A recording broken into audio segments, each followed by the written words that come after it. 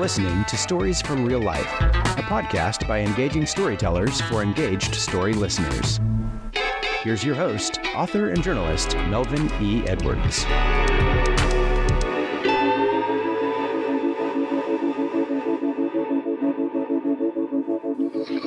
Hello again, and welcome to this July 23rd edition of Stories from Real Life. I'm your host, Melvin E. Edwards.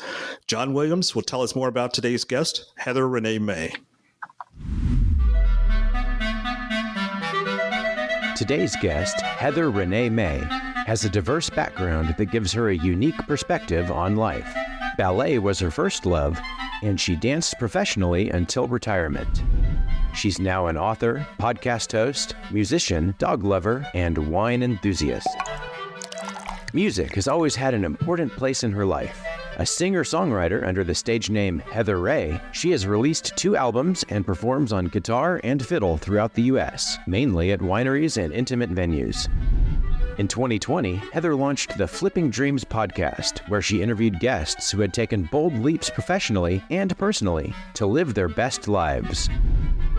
Believing it's never too late to achieve dreams, Heather challenged herself to reach for one of her goals of being an author. She moved into an RV full-time and has traveled around the country with her rescue pup, Dotty, for over 2 years. She launched her publishing house, Mayday Publishing Limited, and released her first novel, Cactus Christmas, a Texas wine trail series, in 2021. She quickly followed that with the second novel in the series, Cactus Wedding, in 2022. And her third novel, Cactus Cradle, is set to release in October 2024.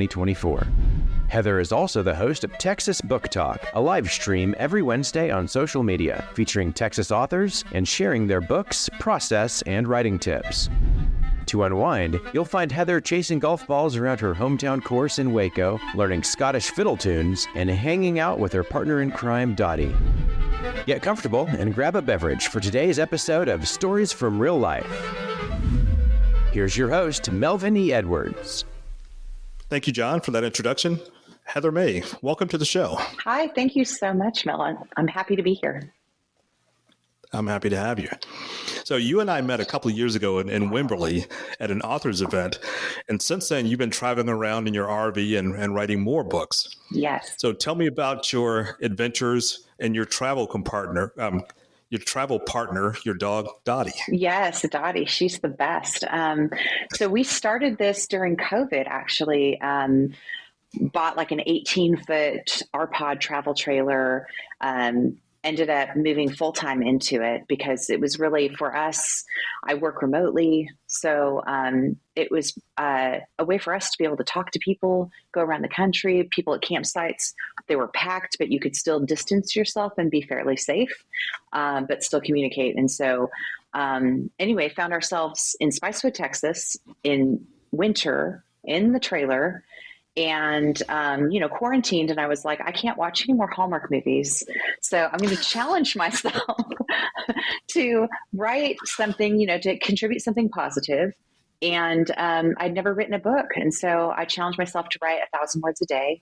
And a couple months later, I had the first draft of manuscript for my first book. 1,000 words a day is a pretty ambitious goal. It's obviously realistic, but it's pretty ambitious, especially for a first-time writer. Was that a challenge for you? It was, but to be honest, and I definitely pantsed this book because I had no idea. I had an idea of what I wanted, but I didn't really know where it was going to go. And so I would just kind of write.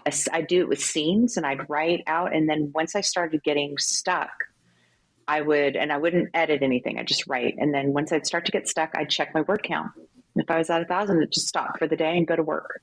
And so I did it every morning. And then sometimes I didn't always write. They say you just at least touch your manuscript.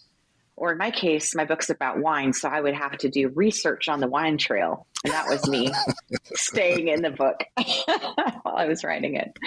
But a determined researcher. Yes, absolutely. All right, so you have a diverse range of interests and accomplishments. You began your professional journey as a dancer. Yes. Now you write about wine and traveling. So have you ever thought about combining them by dancing while drinking wine in your RV? There's no video proof of this, but that may actually happen from time to time. Depends on how many bottles of wine. I kind of suspected that might be the case. Yeah. So what kind of dancer were you? I was a ballet dancer. Mm-hmm. So I did classical and contemporary ballet. In New York, right? In New York, in Seattle, in Denver, kind of traveled all over. My first company that I was with was a regional company out of Denver called David Taylor Dance Theater. And so did many, many nutcrackers with them, traveling in small vans with other dancers across the Midwest to perform every year, which was really fun. So some good memories. So what's a life of a dancer like?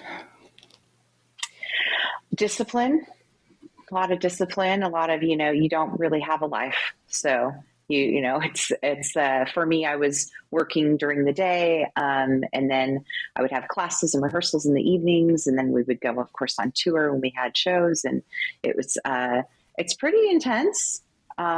It's a professional sport that isn't paid in the same. So, you're training and you're eating and you're sleep, everything is focused.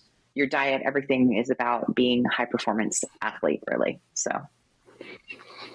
what about injuries? How often were you injured and then still had to perform?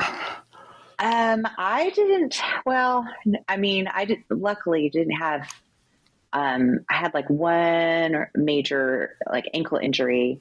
Mostly they would be strains and sprains and shin splints and that sort of thing. And you just kind of learn that you have to, you kind of suck it up. And of course I was on points and my feet were just a mess and the show must go on. It's part of the, I was just going to say that the show must go on. Yeah. Uh-huh. So, but it taught me a lot. And no, I was just going to say it taught me a lot to where like I am now. Now my day job is I'm a software engineer, and I really attribute a lot of just everything that I do in my life. I feel like I've learned from dance because the determination, the grit, the never giving up, and just striving for those goals, and just all of those things that you learn from the foundations of dance and ballet in particular have really served me well in other areas of my life.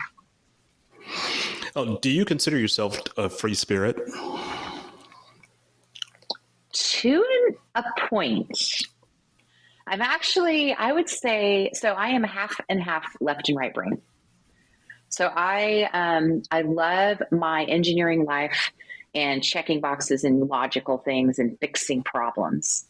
But I also love the creative side. I also play music, and I love thinking out of the box. I love that whole creative side. So I think if I could only do one or the other, I would be miserable, because I really do like the balance of both. I like to be creative, but I also like to have structure. I like to, I respond really well with limits and guidelines, and, I don't know. And I couldn't just be completely free form. I think that would make me a little crazy.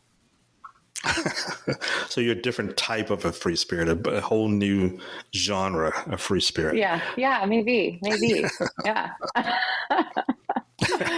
So we talked about wine already, and we'll have more conversation about that. So yes. You drive around your RV, you go to wineries, and you perform some of the time. We'll get to the music in just a moment, but let's stick with wine for a second. What are some of your favorite wineries in Texas? Yeah, so I fell in love with a lot of the wineries in Fredericksburg off of Highway 290. My characters in the first book, Cactus Christmas, features 14 wineries in Fredericksburg. And my book's here. Do you mind if I show No, go ahead. Okay. So for those who are viewing this, I'm showing a book that says Cactus Christmas, and there's an Airstream trailer on it. And it's the first in the series, and it's a Texas Wine Trail series. And so it's kind of a part fiction, like a Hallmark story, but set in real places that you can visit. And there's like a travel guide in the back of each book that I write. And so the first winery that the characters meet at is called Texas Heritage Vineyards, and it's one of my favorites. Billy and Susan Johnson run it, and it's just before you get to Fredericksburg, downtown proper. And it's where all the locals go. All the locals hang out there from Fredericksburg. They have great music, excellent wine. It's a very community-oriented winery. And there are like over 65 wineries down in the Fredericksburg area now. So like part of what I did in my book is highlight there's so many different types. There's the wineries that are more relaxed and more, casual. Then there's the like Heath sparkling wines, and I forget the partner wine right now. I can't think of it, but that's like way more high end and, bubbly champagne kind of dress up winery. There's just the kind of everything. There's safari wineries. There's wineries you can go to and look at safari animals. I mean, there's just a lot of different experiences. And so I think that one of the things that I love to do through my books is to help share that with people so they can kind of choose their own adventure. But the wineries that I am a member of are Texas Heritage Vineyard and Longhorn Cellars, which is also just up the road, and again owned by a lovely couple and a very tight knit group of community. I've been there. I've been able to harvest the Merlot grapes last year, which was really fun. And so, yeah, it's just been, and their partnership, getting to work with as I do my research, I get to talk to the winemakers, ask questions, and I've learned so much more about Texas wine. I thought it was always like, oh, Texas wine isn't great and it's sweet wine and it's just bachelorette parties, but that is not the case. There's some amazing varietals. There's, just that the wines are beating out competitions in California and, in Europe. And it's just a really exciting time for Texas. So it's pretty neat. It's pretty interesting. I don't drink wine, but my wife loves wine. So I get dragged along to some of the wineries and we go to Fredericksburg, and she's a member of the Becker winery. Yes, that's Becker's the one too. she likes. Mm-hmm. Mm-hmm. And so they've given us a tour, and she finds it fascinating and thinks we're going to open a winery someday. I'll support her in her dream, but that's not really what I'm interested in. But she enjoys it. It's a lot of work. It's farming. It's a lot of work. I would say become a, founding member or, contribute in that way where you can go and drink the wine and pick up the wine at pickup parties, but you don't have to be there every day in and day out and doing all the hard work of the farming part of it. So it is pretty interesting that a town as small as Fredericksburg has over 60 wineries. Why is that? And growing. Well, I go into this a little bit in books 2 and book 3 that's coming out this October. Book 3 is actually a mystery on the wine trail. So in book 2, I talk about sort of the issues of like what it takes to farm, what amount of grit. Making wine in Texas is way different than California or anywhere else. Our terroir is particularly challenging, and we have all kinds of issues besides just weather and all the things and drought. And so it's really a testament to the people that do make to these wineries that they're able to produce so well. And part of what we started seeing in the last few years is a lot of Californians moving to Texas. And so a lot of the new vineyards are maybe owned by people from California or other places that have come in because they want to capitalize. They don't want to pay the, California taxes and the cost of the land and all the other, issues and things that happen, regulations that go on in California. So they've started to come to Texas, and that's created a little bit of a rub with the Texas folks. Also, Texas, it's a big deal to have 100% Texas wine. William Brundrett, who's part of William Chris Winery, he and a few other winery owners, they went and created legislation basically where that you cannot put a label on your wine bottle saying it's 100% Texas wine unless it actually is. It has to actually be 100% coming from Texas, all of it. So that's really been impactful, I think, for the local, growers and everything. But it has been a rub. So I kind of capitalized on that a little bit. And in book 3, there's a mystery of someone tampering in the wine trail, and there's some tensions that come to head with this, and it's been kind of fun to play around with this a little bit and introduce people to what's been happening without being judgmental in any way. And of course, it's like a Hallmark story, so everything probably works out in the end. But it has been fun understanding that a little bit more, and again, seeing like how important it is to support. These are small families, a lot of these wineries, and so it's their bread and butter. They hope to pass on to generations, and it's a lot of work. So, yeah. And fun for people like you who get to travel around and taste the fruit there. Yeah, it's great fun. And getting to be a part of it too. I've done bottling, helped out with bottling. I've helped out with hand picking Merlot grapes, and just, I'm sort of a city girl. I'm a city and a country mouse, I guess. But, I lived in New York for over 12 years. So like, I definitely, for me to be able to dig my hands into the dirt and be kind of part of that and help out is really fun too. So have you ever thought about doing an international wine tour? Yeah, that would be amazing. I mean, I will drink wine anywhere. So really, there's no... You just need a passport and... Yeah.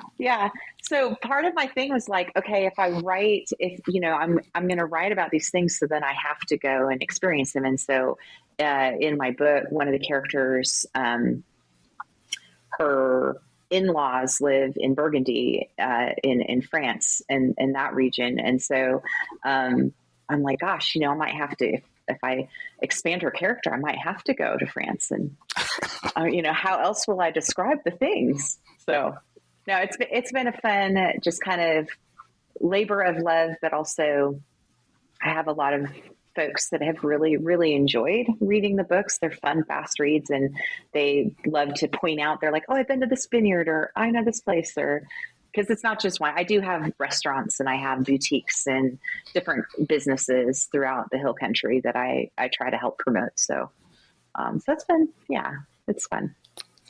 Awesome. All right. So until you get to do the international tour, you're mostly doing Texas tours or Texas vineyard. Yeah. So what's been your biggest challenge in living in a tiny home on wheels? Yeah. So, and just as a disclaimer, so I don't live full time in an RV anymore, but I did for 2.5 years. I lived in an 18-foot trailer and then a 22-foot trailer, traveling around the country, doing a loop to avoid hurricane season with my dog Dotty, who's a rescue. She's a pointer, Jack Russell. And there's a lot of things that are challenging. Folks really highlighted like RV life is so appealing and it's less expensive and you don't have a mortgage or whatever. And that's not really true. It actually can be very expensive to RV. It's because more people are doing it. It's harder to find spots. Monthly spots is how you save your money, but it's harder to find monthly spots because more people are living full time. There's the travel, there's dumping your tanks, poo management, all that. There's a lot of things that go along with RV life that can be challenging, but the things that make it great, the community, the sense of travel, the fact that when you have a rig, you can just up and go somewhere. And so I actually just got back into RV life. So I had bought a brick and mortar. I had damage to my fifth wheel. Oh yeah, that was my third rig. I bought 3 rigs in 2.5 years. I would not recommend this. This is not like an inexpensive endeavor to do. But anyway, I had a fifth wheel. The roof membrane failed and I had to come to Waco to get it fixed and wait for 8 weeks. And I ended up buying a house and selling it after I got it fixed. Well, 2 years later, almost 2 years now, I just bought a Class A for the first time. So for my book tour, for my upcoming book coming out in October, I will be traveling around Texas, going to RV parks, KOAs, different places, wineries, and getting to do book signings and, of course, drink wine. And there's no weight limit, so I can have as many bottles of wine on the coach as I want. But no, really, looking really excited to be like back in the life, because I do miss just being able to say, hey, I want to go see a friend over here. And, with Dotty, you could drive there. You've got everything you need. You've got your kitchen. You've got your food. You can cook. You don't have to spend money going out. There's just, the sense of community at the RV parks and the friends that I've made some amazing friends along the way in my travels. And so I definitely, when you ask me if I'm a free spirit, in that sense, I absolutely am. I get very antsy if I'm in a single place for too long. I really love to see places. I really love to go places, see different views. If you ask me, what would you like best? Ocean, mountains? I'd be like, I want them all. I can't ever make a decision where exactly I want to be, because wherever I am, I'm like, I could live here. And then I drive to the next place and I'm like, I could live here. So yeah. That sounds like a Queen song. Like, I want it all. I want it now. Yeah, exactly. Maybe there's all right. So while you're in Waco, Texas, have you ever run across Chip and Joanna Gaines? I have not, but I have definitely been to the silos. I have met Jimmy Don Holmes, who does the metal cutouts, the artwork. I do the celebration, or we have like a market next to the celebration every year for my books. So I do that. Haven't met them in person, but gosh, you see their imprint everywhere. They're just doing such an amazing job of renovating and revitalizing Waco. And now, so my dad is from Waco. He's from Whitney, Waco area. And when I was younger, he would be like, okay, we have to go visit our, grandmother. Yeah. And I'd be like, why Waco? I don't want to go to Waco. Like, why? I mean, it's just the place you didn't want to go, I guess that's what I'm trying to say. And now the fact that it's a destination for so many people, and hundreds and thousands of people come here now to see the silos, to see the castle, to see all the things that they're doing. And now they have a new Hotel 1928 that they launched, and just like it keeps going, and it is helping other businesses downtown to also revitalize. And so the entire vibe of Waco is changing, which is really kind of a cool thing to be part of. Yeah, I've said before that the Chamber of Commerce should name them Business People of the Year every year in Waco. Because before they came along, most people outside of Texas only knew Waco for the Branch Davidians. Yeah, unfortunately. So they've definitely reformed that image. I was just going to say, I wouldn't be surprised if we changed it from Waco to Gainesville or something. Well, we already got a Gainesville. We'll have to just call it Gainestown or something. Yeah. So being in Texas, we can have some severe weather events. So how do you handle that in an RV? Yeah, it's super stressful. And that was a big part of why I got my brick and mortar. To be honest, I just kind of had PTSD I was in Alabama when there were storms that came through, and that's also Tornado Alley. And we had the tornado warning. The sirens went off. We were at the RV park. Everyone in the park crammed into the one brick building that was like the bathrooms. And we sat there watched a funnel cloud form across the street and then break up. Wow. And now when you're thinking like everything I own and I care about is in this rig, when you're full timing, it is absolutely terrifying. And then I've also been in the rig overnight with 50, 60 mile an hour winds, and the thing is shaking, and you're just like, oh my gosh, should I have moved? Should I get out of the trailer? What should I do? Like, it's just all the things. And I know people who have also had their rigs struck by lightning and it's fried their entire systems. So wow. It is, so it is definitely stressful. And so that's part of why I did my loop around the country was I would avoid hurricane season and go up to New York. So I would do the summer in the Northwest, go across to New York at the end of summer, drop down the coast slowly, get to like Florida-ish, Panhandle, come across, and then late winter in Texas, and try to avoid like the worst of the weather. But you never know, and you always have to watch. And I think for me, because I was able to move my rig, I could watch the weather patterns and make different changes. Like I could be like, oh no, we're going to go this way. But the people who don't move and live full time and are stationary. I was in a park in northern Texas near north of Dallas. I can't remember the name of the town right now. And took Dotty to the dog park, and I saw this pile of debris. And one of the other RV park folks, they had their dog, and I said, oh, were they doing construction? She's like, oh no, that's tornado that came through here. That's the remnants of a couple trailers that it hit. Wow. And then come to find out, there was a guy who was in one of the trailers that was hit by the tornado. He survived, but he was inside his trailer at the time. And it was just and there's nothing left. I mean, it's just just debris. And so, when you start to see, it's definitely, it can be, that part of it can be definitely stressful. I won't lie. So. Well, I'm glad you've got a firm foundation now that you can go to for safety.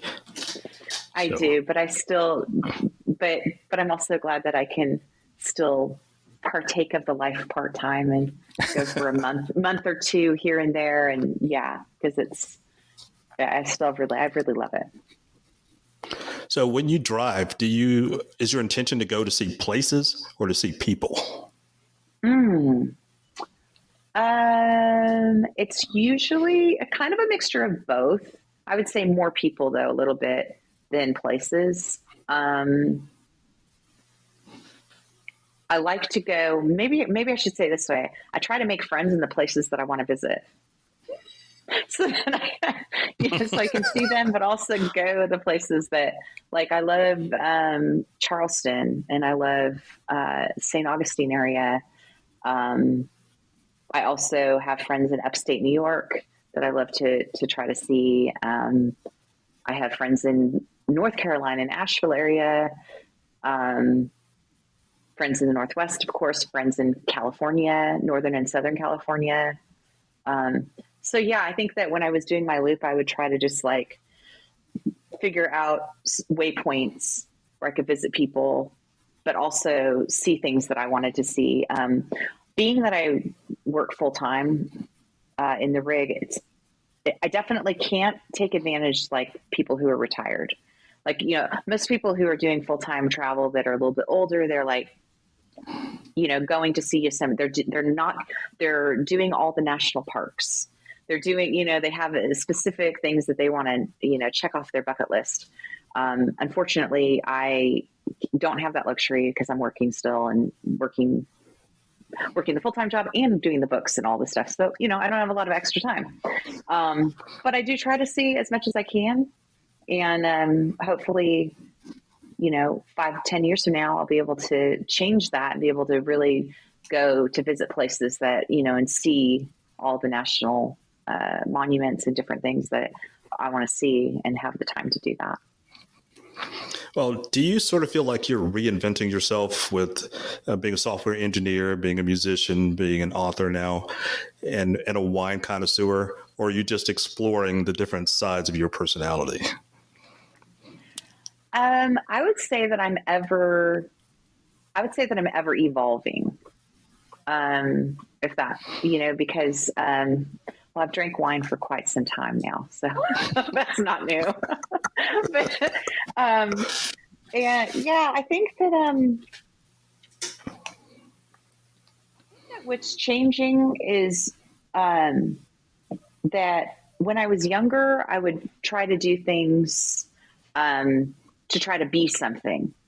I would, I'm going to, be this musician and go on tour and do this, or I'm going to be this thing.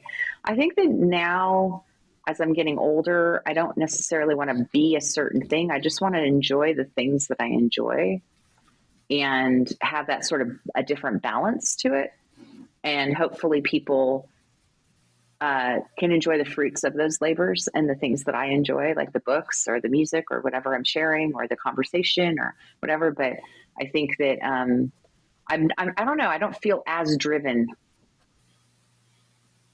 if that makes sense, than when I was younger, when I was trying to, I definitely feel that shift. I just turned 50 and I feel that shift pretty dramatically, that I'm like, I don't know that I want to spend that much time and energy trying to be something, I don't know. Does that make sense to you? It does make sense, yes. All right, so let's talk about your books. So tell us about the book series, some of the characters in the books, and a little bit about what readers can expect with your upcoming book later this year. Okay, sure. So I've written a Texas Wine Trail series. There's 2 books in the series so far, and then the third is coming out in October. The first book is Cactus Christmas, which I'm holding up, and it has this pink cover with a wine glass and an Airstream trailer, some cowboy boots. And then the second one is Cactus Wedding. It's got a blue cover with a nice picture of a wedding dress, and there's a little Airstream trailer inset. The third book is Cactus Cradle. So it's a fictional, uplifting, fast read, kind of a Hallmark-like story that continues through the books, but each book is set in real places. And so in the back of each book, I have a list of all the wineries, restaurants, different places that you can actually go and, mark off and visit and go check out yourself and support the Texas Wine Trail. And and it's available everywhere. It's available on Amazon, Audible, all the places. But every fall when I have a release, I go and do signings in person at a bunch of different events. So I'll list that on social media and on my website and all that.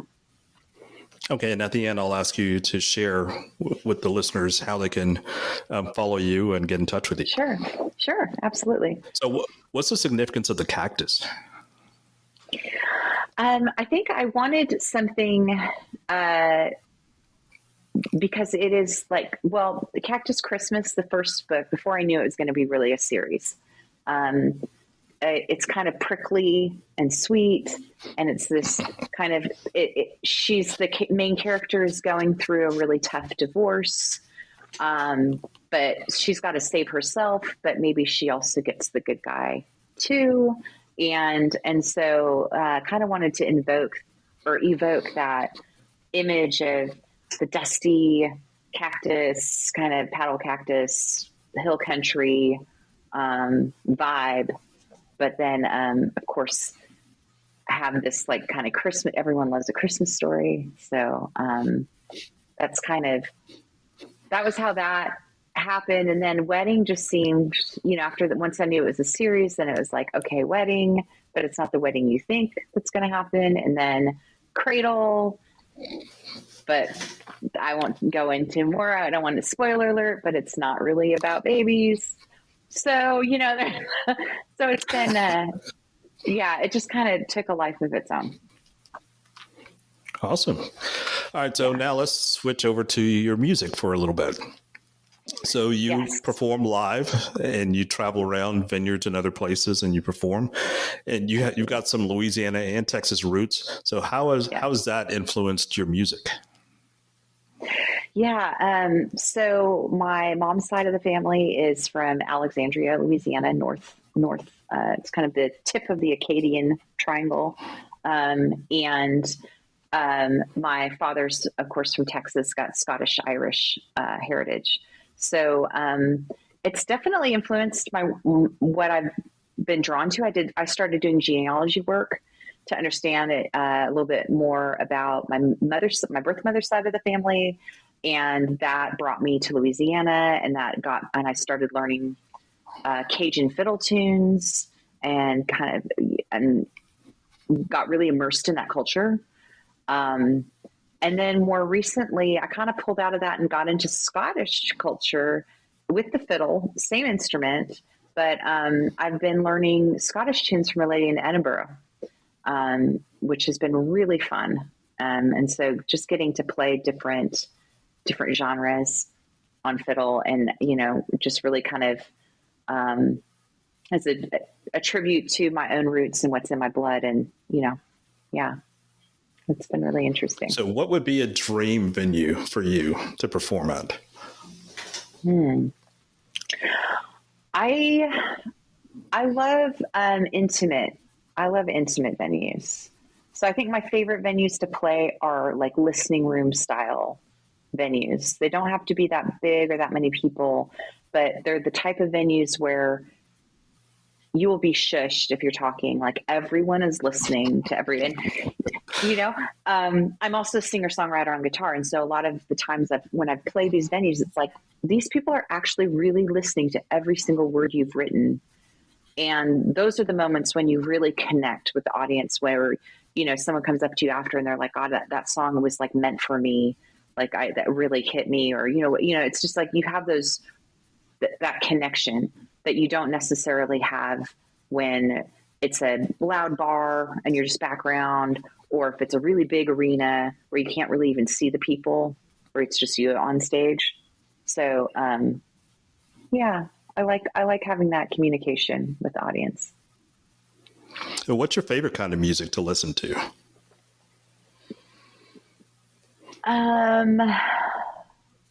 That's a good question. Kind of depends on my mood. To be honest, I kind of have recently been listening to a lot more kind of pop and upbeat and kind of dance trance kind of music, because it gives me energy. And it's just like, and also when I'm working, I can't really listen to words that much. So I have to it just is easier for me to have that going on in the background. But I love other songwriters and like more soulful music. I love Maren Morris. I love just, artists that just have a big voice. I even go back sometimes to older artists like Kate Bush, or, I don't know. I have a pretty eclectic, it kind of depends on what mood I'm in and kind of what comes up that, and of course I'm in Texas, so I have to like country, but yeah. So the more you talk, the more free spirit I hear coming from it. And Kate Bush in particular. Yeah. Yeah, she's brilliant. All right, so a final question here before we go. I would like you to tell everyone where they can find your music venue schedule, if you've got a schedule currently, and how they can get your books and how they can contact you or follow you on social media. Absolutely. So you can find everything about me at my website. It's heatherreneemay.com. That's Heather, Renee is RENEE, May like the month.com. And in that website, I have little tabs where you can go for book information or music information or my podcasts or live stream information or anything else that I have going on in my free spirit eclectic world. You can find it there. You can also find me on Facebook at Heather Renee May, and at Instagram, it's _everydayismay. You'll know it's my account because you'll see lots of pictures of my dog or RV life. And right now I actually don't have any upcoming gigs. I've been working on finishing this third book and I'm the writer and publisher and marketer and all the things for the book. So getting prepared for a book tour like this is it's a lot of work. So I haven't had any gigs, but that usually changes in fall. Once I get past a certain point of preparations, then I have time to do that. So definitely please check out and follow me on social, and come see me in person somewhere. That sounds like fun. And I will definitely have the links to your social media and your website on the show note descriptions. So this week, our guest has been writer, musician, traveler, and cultured wine drinker. She's not a wino. She's a cultured wine drinker. It's Heather Renee May. Heather, thank you for being here and sharing your stories. It's been a pleasure to have you here today. Thanks so much, Mel. I appreciate it. So that's it for this week's episode of Stories from Real Life. Join us again next time for another great storytelling adventure. Until then, don't forget to shine your light wherever you go. That was Stories from Real Life. Join us again next week for another great storytelling journey. See you next time.